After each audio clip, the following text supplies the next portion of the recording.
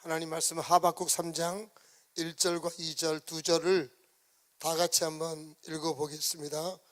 다 같이 한번 읽습니다. 시작. 시기 온 옷에 맞춘 선지자 하박국의 기도라. 여호와여, 내가 주께 대한 소문을 듣고 놀랐나이다. 여호와여, 주는 주의 일을 이 수년 내에 부응하게 하옵소서. 이 수년 내에 나타내시옵소서. 진노 중에라도 긍휼을 잊지 마옵소서. 아멘.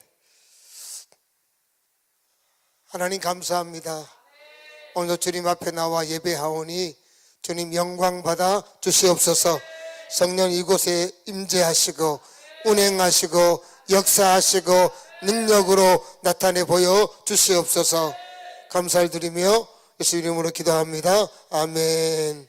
한번 고백합니다. 하나님 사랑합니다. 하나님 사랑합니다. 예, 지난주 암송 구절 한번 볼까요? 암송 구절 같이 한번 읽어보겠습니다. 시작. 그러므로 여러분이 안심하라. 내가 내게 말씀하신 그대로 되리라고 하나님을 믿노라. 아멘. 여러분, 예수를 믿는다는 것은 그냥 종교 중에 하나를 선택해서 그 종교를 따르는 것이 아닙니다. 여러분, 예수를 믿는다라고 하는 것은 그 사단이 통치하던 세상의 나라에 속해 있다가 예수 그리스도의 은혜로 말미암아 그곳에서 건짐을 받아 하나님이 통치하시는 하나님의 나라로 우리의 신분이 옮겨진 것을 말합니다. 그게 여러분 예수를 믿는다라고 하는 거예요. 비록 우리가 이 땅을 살고 있지만 우리의 영적 신분은 뭐냐면 하나님 나라, 천국에 속해 있다라고 하는 거죠. 그 나라의 왕은 하나님이시고 우리는 하나님의 통치를 받고 살아가는 하나님의 자녀들이다라고 하는 겁니다. 그래서 여러분, 예수 그리스도를 믿는, 그러니까 하나님 나라에 속해 있다라고 하는 정체성을 드러내는 것 중에 대표가 뭐냐 하면 여러분처럼 주일날 와서 예배 드리는 것입니다. 신앙생활에서 가장 중요한 게 뭐냐라고 하면 주일날 와서 하나님 앞에 예배하는 겁니다. 이게 나는 하나님께 속한 사람입니다, 하나님 나라에 속해 있는 사람입니다라고 하는 것들을 드러내 보이는 행위다라고 하는 겁니다. 잘 오신 거죠. 특별히 예수님께서 그 제자들에게 기도를 가르쳐 주실 때 우리가 주기도문 많이 하잖아요. 하늘에 계신 우리 아버지, 이름이 거룩히 여김을 받으시오며, 그 다음에 뭐죠? 나라가 뭐라고요? 임하시오며. 그 나라가 무슨 나라일까요? 하나님의 나라예요. 하나님의 나라가 내 삶 가운데서 이루어지길 위해서 기도하라, 그 얘기를 하는 거예요. 그러니까 내가 하나님 나라에 속해 있으니까 내 삶 가운데서 하나님의 나라가 드러나는 삶을 살아야 된다는 거예요.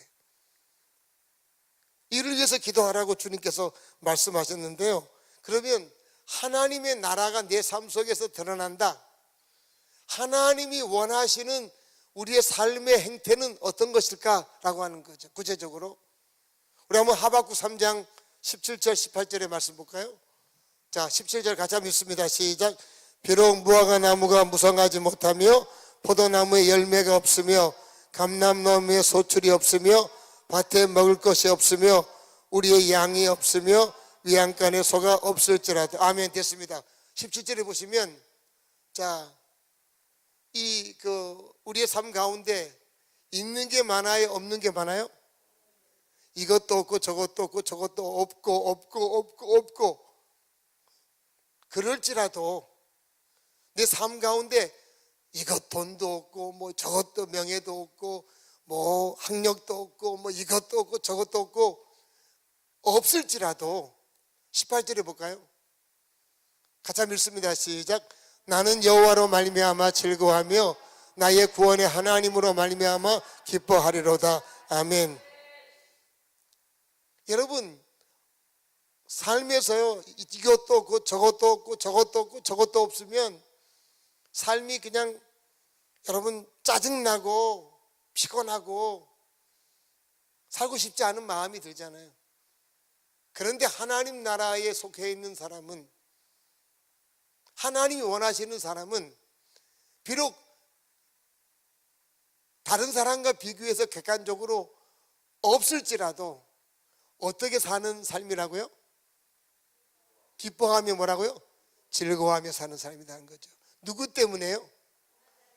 여호와로 뭐라고요? 말미암아, 하나님으로 말미암아. 하나님 때문에 기뻐하며 즐겁게 살아가는 삶이에요. 그게 하나님 나라를 드러내는 삶이다라고 하는 거예요. 주변 사람들이 볼 때는 이해가 안 되는 거예요. 너는 나보다 가진 게 훨씬 없는데 너는 어떻게 나보다 그렇게 기쁘고 즐겁게 살지? 그 비결이 뭐야? 하나님 때문에.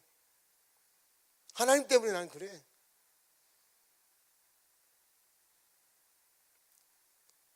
상황과는 상관없이 기쁘고 즐겁게 살아가는 삶, 그것이 하나님이 원하시는 삶이고 하나님 나라를 드러내는 삶이다라고 하는 것입니다.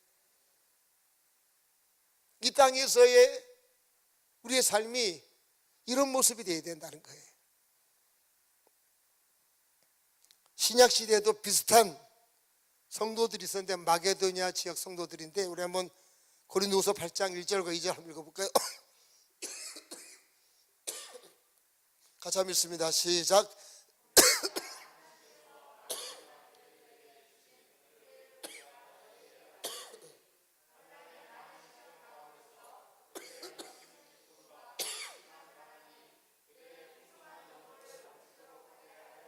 아멘. 바울 사도가 고린도 교회 편지를 보내면서 마게도냐 지역에 있는 교회들이 누리는 은혜를 너희들에게 알려주겠다는 거예요. 은혜가 뭐냐? 2절에 보세요. 그들의 환경은 뭐 가운데 있어요? 환난에 많은 뭐라고요? 시련 가운데 있어요. 사람이 시련이 많고 어려움이 많으면 보통 사람들은 얼굴이 어둡고 인상을 쓰고 축 처져 삽니다.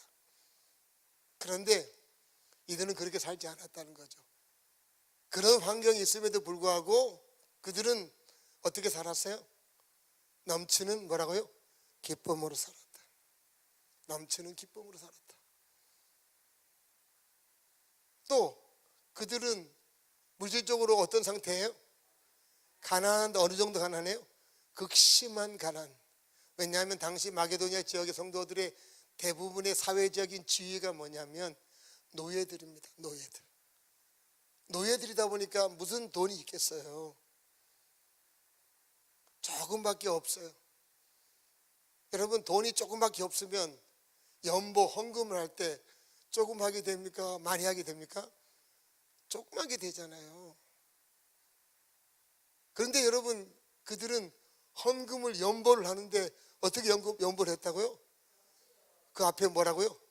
풍성한 연보를 뭐라고요? 넘치도록 하였다.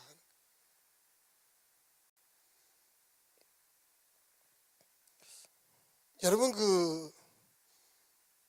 이들이 뭐 쓸 일이 없었겠어요? 쓸 일이 많이 있었죠. 그런데 하나님 은혜가 이 안에 막 부어지니까 하나님 앞에 헌금을 드리는데 풍성하게 하나님 앞에 헌신을 해요.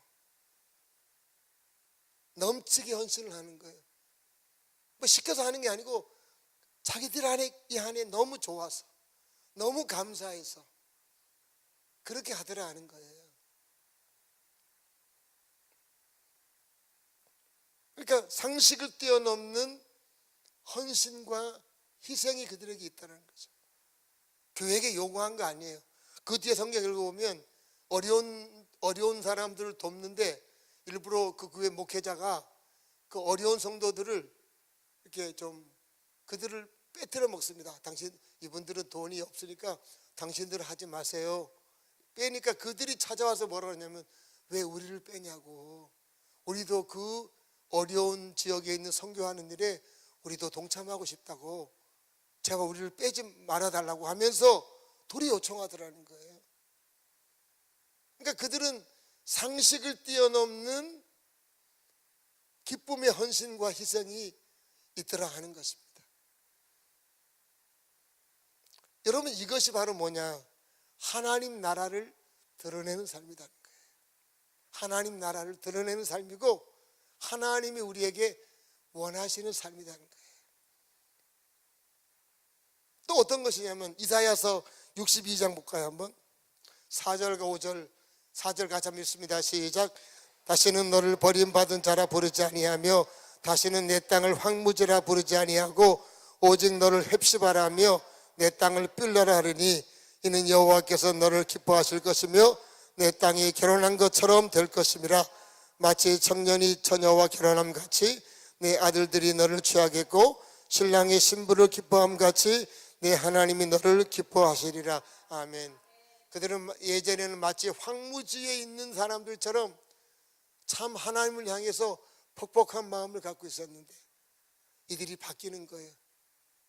5절에 보니까 마치 누구처럼 바뀐다고요? 청년이 처녀와 결혼한, 그러니까 신혼부부의 달달함처럼 하나님을 향한 달달함을 그들이 갖고 있더라고요.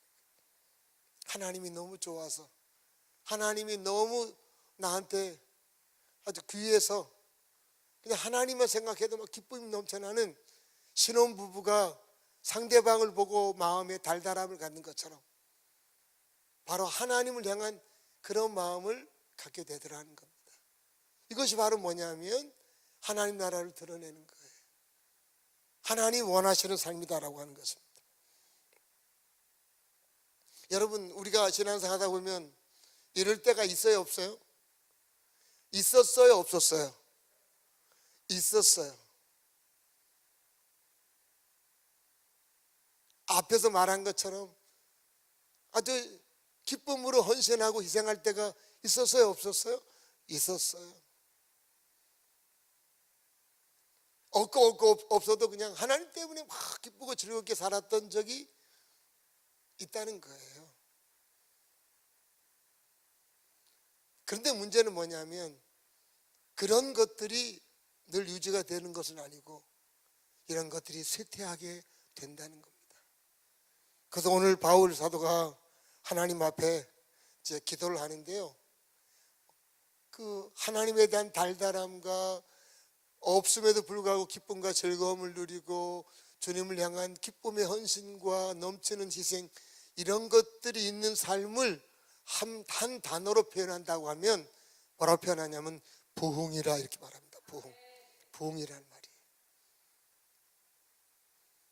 여러분, 부흥이란 단어는요, 회복되다, 활기를 되찾다 그 뜻입니다. 우리가 부흥회 하잖아요. 부흥회 왜 하는 거예요? 영적으로 아까 말한 그런 상태로 회복되기 위해 사는 거예요. 그게 부흥회의 목적이에요. 하나님 대해서 그냥 별 마음이 없던 사람이 하나님에 대한 달달함이 회복되어지고,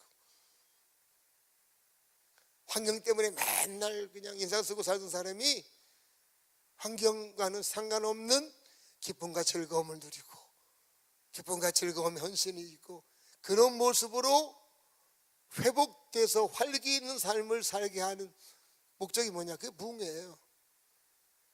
그러니까 이런 상태를 바로 성경은 부흥이라 이렇게 표현하는 것입니다. 그래서 여러분, 신앙생활 하다 보면 그럴 때가 있어요. 그런데 이게 점점 쇠퇴해 가는 경우도 있다는 거예요. 우리 2절의 말씀 볼까요? 같이 한번 읽습니다. 시작. 여호와여, 주의 일을 이 수년 내에 부응하게 하옵소서. 이 수년 내에 나타내시옵소서. 진노 중에라도 긍휼을 잊지 마옵소서. 아멘. 지금 이 하박 선지자가 활동하던 시기는 이런 부분들이 다 사라져버린 거예요. 그래서 기도하는 거죠. 하나님, 주의 일을 수년 내에 부응하게 하옵소서. 우리가 하나님 앞에 회복되어져서 부흥 가운데 살게 하여 주시옵소서. 이렇게 기도하는 거예요. 여러분, 그래서 우리가 이 땅을 살아가면서 진짜 하나님 때문에 활기를 가지고 하나님 때문에 기쁨을 가지고 하나님에 대한 그 즐거움과 그런 것들을 우리가 늘 누리고 살아가야 한다는 거죠. 하나님 그걸 원하신다는 거죠. 우리가 뭐 대단한 일을 하고 뭐 엄청난 일을 하고, 여러분 그런 것은요, 이 우리가 부흥 안에 있을 때 나타난 결과들이에요.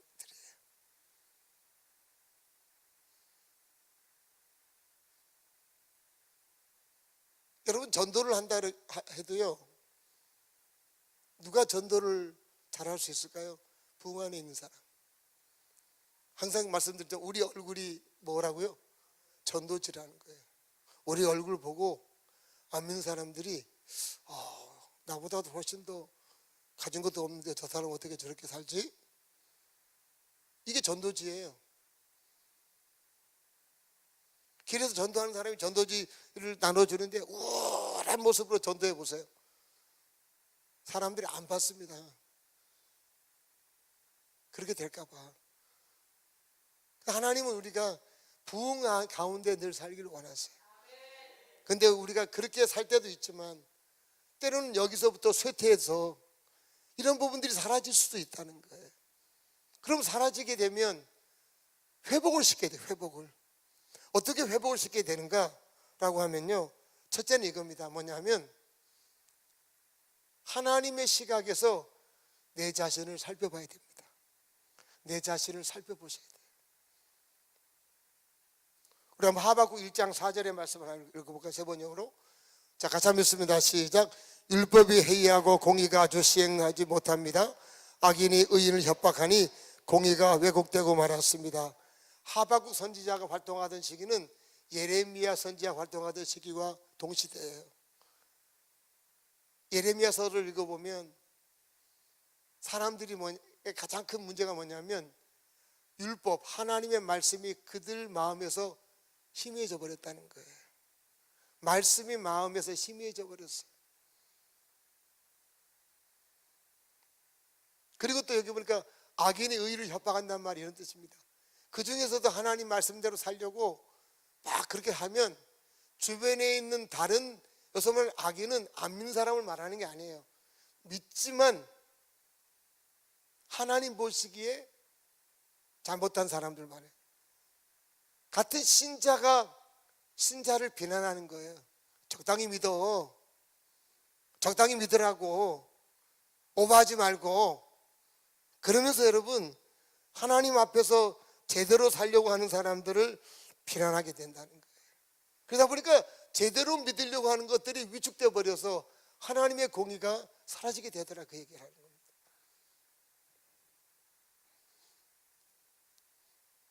이 시대의 가장 큰 문제는 뭐냐?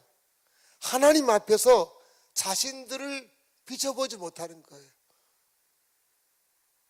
그들은요, 여러분 하나님의 성전에 와서 늘 예배를 드리고 이런 거는 빠지지 않았어요. 그러다 보니까 그들 마음에 무슨 생각이 있냐면 이 정도는 하나님 잘 믿는 거 아니야? 이런 생각을 한다는 거예요. 그 자기가 자신을 바라보는 거고, 하나님이 나를 볼 때 어떠냐 하는 시각으로 보셔야 된다는 거예요.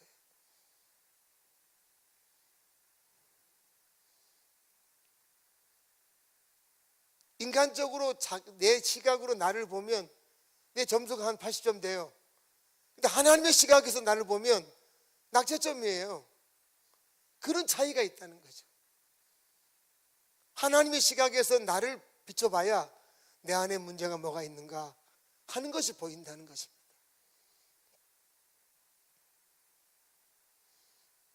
요한계시록에 보면 라오디게아 교회가 등장하는데, 여기도 보면 하나님의 시각과 그들의 시각의 차이점이 나와 있어요. 우리 한번 성경 볼까요? 한번.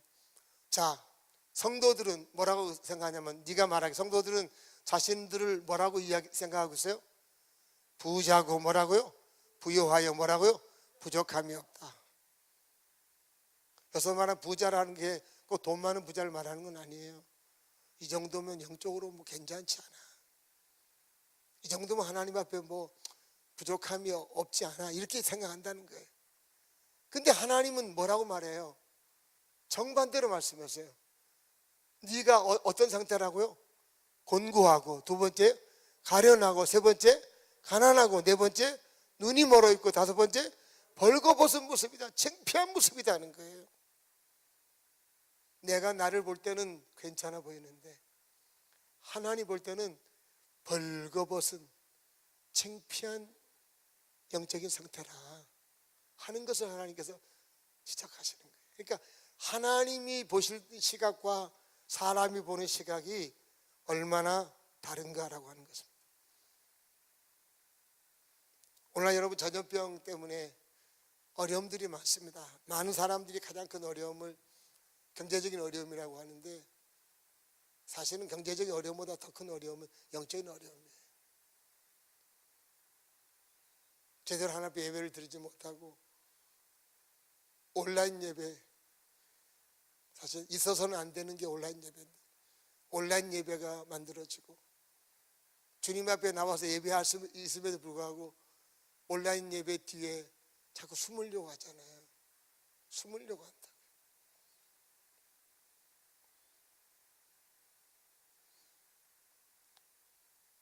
여러분 얼마든지 주님 앞에 와서 예배를 할 수 있음에도 불구하고 자꾸 핑계를 대고 숨으려고 하는 그런 요소들이 우리 안에 많이 이게 만들어지고 있다는 거예요. 신앙이 좋은 사람들조차도. 예전 같아서 빨리 준비해서 예배당 나올 텐데 준비하기 하다가 늦으면 온라인 예배 드리지 뭐 이렇게 돼버린다는 거죠.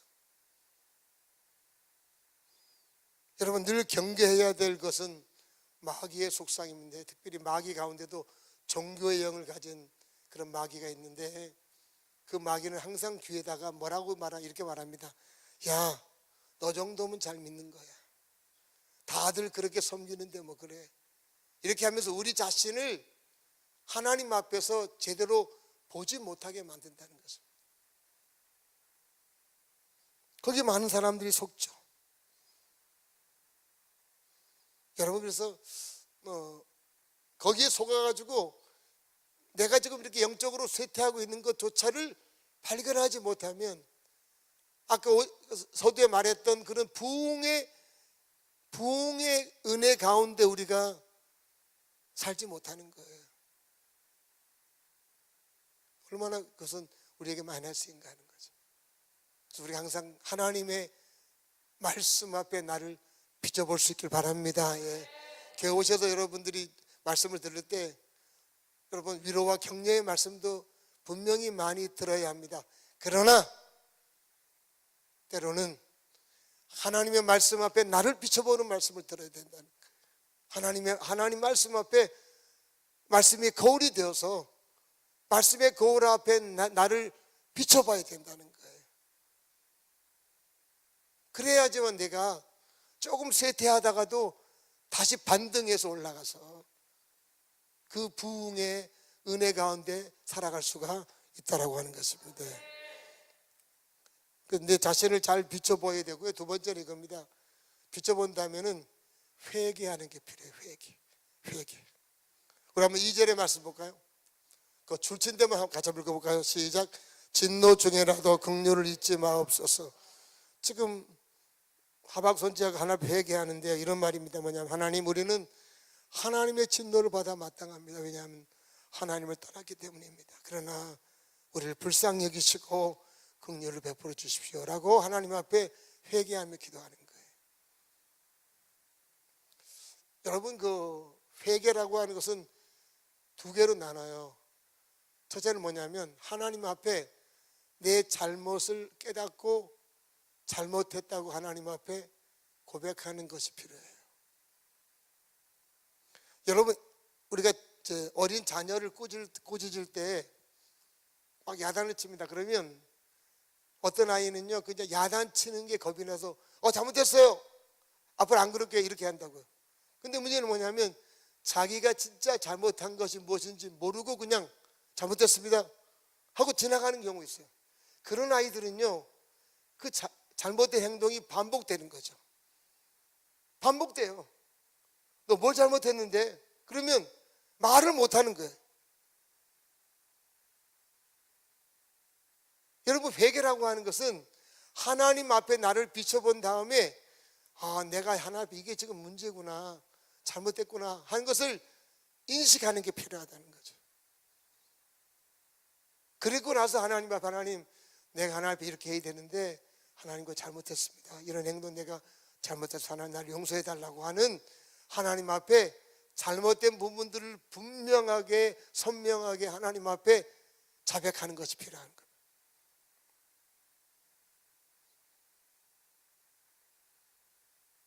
어떤 분들은 그러죠. 예수 믿어도 잘 안 바뀐다고. 왜 안 바뀌냐면 간단해요. 하나님 앞에 자기 잘못된 것들을 구체적으로 인지하지 못하니까 안 바뀌죠.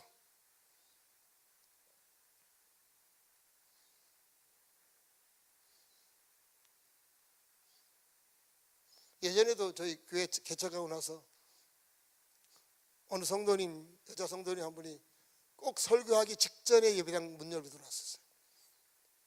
그래서 제가 붙잡고 얘기했어요.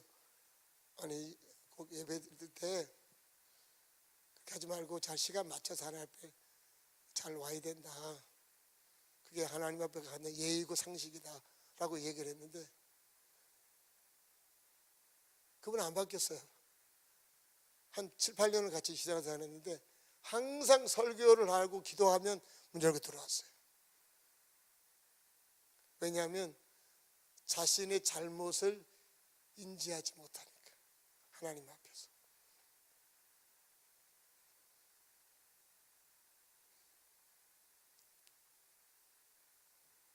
그래서 여러분, 하나님 앞에 내가 잘못을 깨닫고 입술로 하나님 앞에 이것을 잘못했습니다라고 고백하는 그런 귀한 은혜가 있길 바랍니다. 그리고 나서는요 행동이 바뀌어져야 돼요.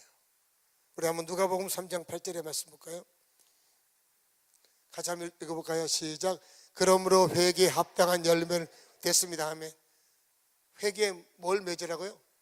합당한 뭐라고요? 열매를. 회개는 행동의 변화가 나타나야 된다. 진정한 회개를 하게 되면 행동의 열매가 맺혀진다는 거예요. 자 보세요. 라오디게아 교회는 아까 자기들은 부자여 부유하게 부족함이 없다고 말했는데 하나님은 무슨 소리냐, 너희들은 공고하고 가련하고 눈 먹고 헐 벗고 벌거벗고 있지 않느냐 라고 책망하셨어요. 그들이 그 말씀을 듣고 자신을 하나님께 비춰보는 거예요. 그 자신들을 비춰보면서 자신들의 문제점을 그들이 생각하기 시작하는 거죠. 그들의 가장 큰 문제가 뭐였는가? 우리 한번 계시록 3장 19절의 말씀 볼까요? 같이 한번 읽습니다. 시작. 그러므로 내가 열심을 내라 회개하라. 이들의 가장 큰 문제는 뭐가 없었다는 거예요? 뭐가 없었어요? 열심이 없었던 거예요. 하나님 앞에서 열심이 없는 거예요. 이것을 회개하라는 거예요. 하나님 앞에, 하나님 내가 열심히 없어서 뭐 하나님 없었네요, 날 용서해 달라고 하나님 앞에 회개를 하고 고백하고 열심히 있는 행동으로 바뀌라는 거예요.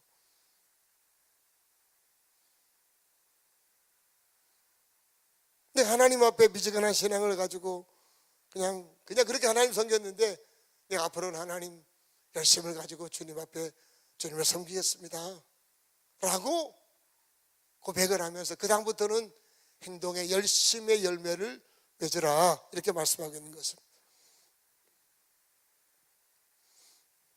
그래야지만 여러분 우리가 이렇게 그 부흥의 은혜를 누려서 내려가다가도 다시 치고 올라가는 거예요.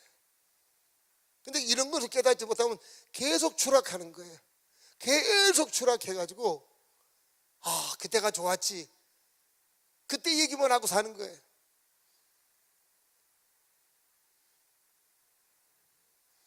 우리 안에 귀한 회개의 은혜가 있길 바랍니다. 예. 하나님 앞에 나를 비춰본 다음에 진짜 하나님 앞에 내가 무엇이 하나님 보시기에 고쳐야 될 것인가를 깨닫고 그걸 자백하고 그 다음부터 내가 의지를 가지고 행동하려고 하셔야 된다는 것입니다. 그런 부분들이죠.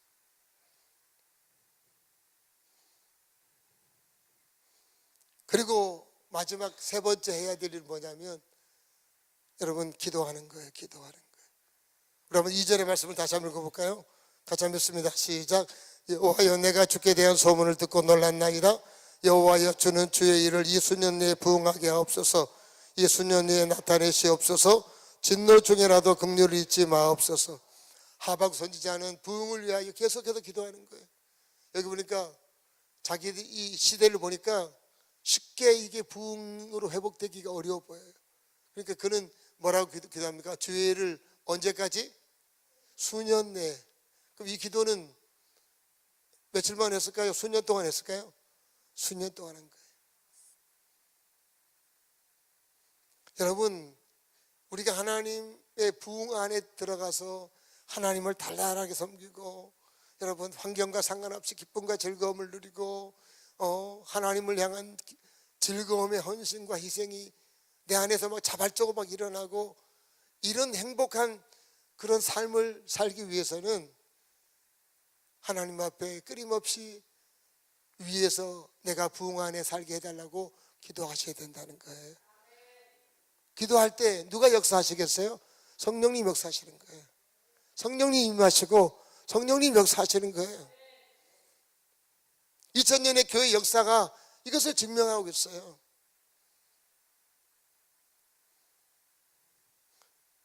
여러분, 부흥은 성령님께서 임하셔서 우리를 다시 치고 올라가도록 만들어 주시는 거예요. 근데 여러분, 기도 없는 성령이 임하심은 없어요. 기도할 때 성령께서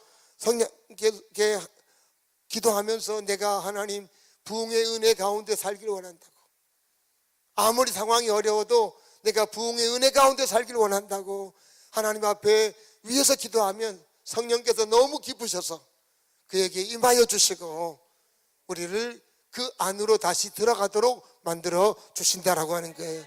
그래서 여러분, 이 부흥을 위해서 기도하는 게 우리 가운데 매우 중요한 부분들이에요.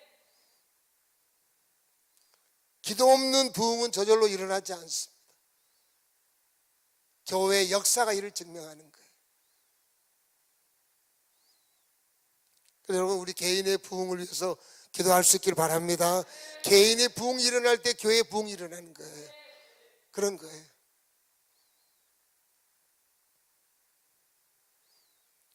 에스겔 36장의 말씀 볼까요? 한번. 여기 보시면, 자, 34절 같이 한번 읽습니다. 시작. 전에 지나가는 자의 눈에 황폐 보이던 그 황폐한 땅이 장차 경작이 될지라. 35절 같이 읽습니다. 시작. 사람이 이르기를 이 땅이 황폐하더니 이제는 에덴 동산같이 되었고 황량하고 적막하고 무너진 성읍들의 성벽과 주민이 있다 하리니. 자, 하나님은 이스라엘 사람들이 어떤 상태에 있냐면 이렇게 말씀합니다. 35절에 보면 그 땅, 34절에 보면 지나가는 사람이 이스라엘 사람들을 바라볼 때 어떤 모습이었어요? 황폐, 계속 황폐하게 보이고 황폐한 땅이다. 35절에도 사람이 이르기를 야, 이 땅이 황폐하구나, 영적으로 황폐한 상태. 그런데 이 황폐한 것을 하나님 바꿔주시겠다는 거예요.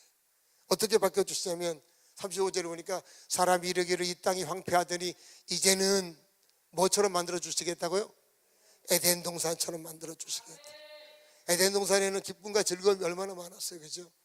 하나님에 대한 아름다운 달달함이 있었잖아요. 너희가 황폐한, 영적으로 황폐한 상태에 있는데 내가 너희를 에덴 동산처럼 부흥의 은혜 가운데 들어가게 만들어 주겠다, 이렇게 말씀하세요. 그러면 이스라엘 백성들이 아멘하고 그냥 가만히 있으면 되느냐? 그렇지 않다는 거예요. 하나님은 그렇게 하고 싶으신데 우리에게 뭘 요구하시냐면, 우리 한번 37절의 말씀 볼까요? 그 뒤에 37절인데 같이 한번 읽습니다. 시작. 주 여호와께서 이같이 말씀하셨느니라. 그래도 이스라엘 족속이 이같이 자기들에게 이루어 주기를 내게 구하여야 할 것이다. 아멘. 하나님이 그렇게 해주겠다 하는데, 해주는데 전제 조건이 있어요. 뭐 하라고요? 자기들에게 이루어 주시기를 하나님 앞에 뭐라고요? 기도해야 된다는 거예요. 기도해야 된다는 거예요. 기도해야 하지만 황폐한 내 삶을 에덴 동산 같은 모습으로 바꿔주시겠다. 황폐한 내 영이 에덴 동산 같은 모습으로 바꿔주시겠다라고 하는 거예요. 여러분, 그래서 내 삶이 에덴 동산이 되고요, 내 안에 기쁨이 있으면 기쁨이 여러분 내 안에만 있는 게 아니라 이게 흘러나가게 돼 있어요. 흘러나가게 돼 있어요. 예를 들어 장사를 한다 해도 생각해 보세요. 장사를 하는데 여러분 가게를 가는 목적 중에 하나가 내가 필요한 물건을 구하러 가지만 또 하나는요, 거기 있는 분한테 뭔가를 공급받고 싶어 가는 것도 있어요. 예전에 우리 교회 집사님 한 분이 식당을 했는데 남자 집사님이 카운터에 맨날 앉아가지고 인상 팍팍 쏘고 앉아 있었어요. 제가 그랬어요. 집사님 그렇게 장사하면 안 되고 손님한테 기쁨을 하라고. 근데 그냥 퉁명스럽게 하는 거예요. 그 가게가 잘 됐을까요? 망했을까요? 잘 됐을까요? 망했을까요? 예? 망했어요. 저도 가기 싫더라니까요. 그런 나쁜 에너지를 받을 것 같이 겁이 나는 거예요. 근데 여러분 보세요. 거기 앉아있는 분이 막 이 안에 영적인 부흥이 있어가지고 막 기쁨과 즐거움이 있어요. 사람 만나면 그냥 기쁨과 즐거움으로 사람을 대하니까 흘러가잖아요. 이거는 일부러 흘러보낸 게 아니라 저절로 흘러가게 돼 있어요. 그 사람들이 같이 밥을 먹어도, 같은 밥을 먹어도 거기 가서 먹고 싶은 거죠. 왜? 그분한테 뭔가를 받고 싶어서. 여러분 이 부분들은 굉장히 중요합니다. 우리 사람 만나는데요, 맨날 만나면 인상 쓰고 짜증내는 사람 만나고 싶어요? 안 만나고 싶어요? 안 만나고 싶어요. 만나면 막 영적인 에너지가 있는 분이 있어요. 기쁨과 즐거움이 있고 그 안에 감사가 있고. 그러면 만나면요, 특별히 그가 뭐라고 안 해도 그냥 얼굴만 보고 손만 잡아도 좋은 에너지가 막 나한테 흘러오잖아요. 그거 만나고 싶다고요. 그게 여러분 우리 안에 부흥이 있어야 될 이유라는 것입니다. 그래서 우리 안에 부흥이 있기를 위해서 뭐 해야 된다고요? 기도해야 되는 거예요. 기도해야 되는 거예요. 그게 매우 중요합니다. 우리가 부흥을 누리며 살아가는 분들이 있어요. 그래 항상 이게 누림이 되게 아니라 이게 방전이 됩니다. 그래서 이렇게 쇠퇴하게 내려가요. 그럴 때 다시 치고 올라가도록 우리가 해야 한다는 거예요. 그것이 바로 뭐냐? 하나님 앞에서 자신을 비춰보면서 회개하고 하나님께 기도하는 거예요. 그럼 우리가 내려갔다가도 다시 성령께서 우리를 가운데 역사하셔가지고 우리를 다시 치고 올라가게 만드신다는 것입니다. 하루하루의 삶이 많은 사람들이 부러워하는 그런 삶으로 우리가 살아가야 할 것입니다. 예. 그럴 때 놀라운 여러분 일들이 또 주변에서 일어나게 하나님 만들어 주신다는 거예요. 사랑하는 성도 여러분, 우리가 현실적으로 좀 어렵고 힘든 시대에 살고 있지만 우리는 하나님 나라에 속한 사람들이 그거 잊지 마십시오. 하나님 우리가 부흥 가운데 살기 원하세요. 부흥 가운데.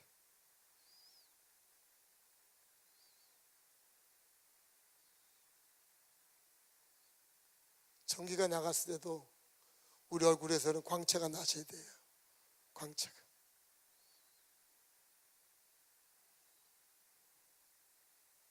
야, 그 참 그렇게 사는 게 쉽지 않지. 물론 쉽지 않기 때문에 하나님 우리에게 방법을 알려주시는 거예요.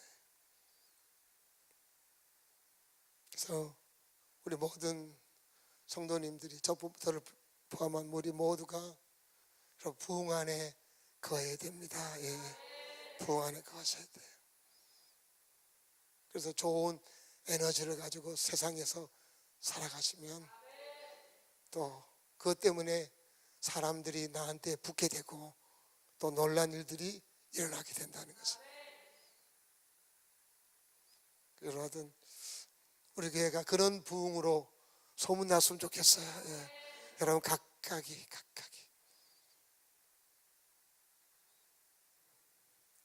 하나님은 우리의 삶이 그렇게 되길 원하시기 때문에 그래서 여러분 매일마다 이 말씀을 기억하시면서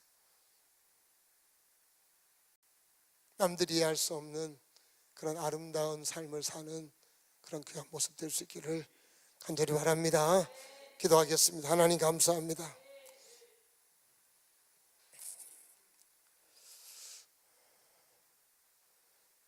하박국 선지자가 고백했던 그 부흥의 삶이, 마게도냐 성도들이 누렸던 그 부흥의 삶이 우리 가운데 하나님 풀어지길 원합니다. 우리 안에 말할 수 없는, 세상이 이해할 수 없는 그런 모습들이 있게 하셔서 살아가는 삶의 현장에 그런 것들이 잘 드러나서 우리 때문에 많은 이들이 하나님을 다시 한번 생각할 수 있는 그런 귀한 은혜들이 있게 하여 주시옵소서. 감사를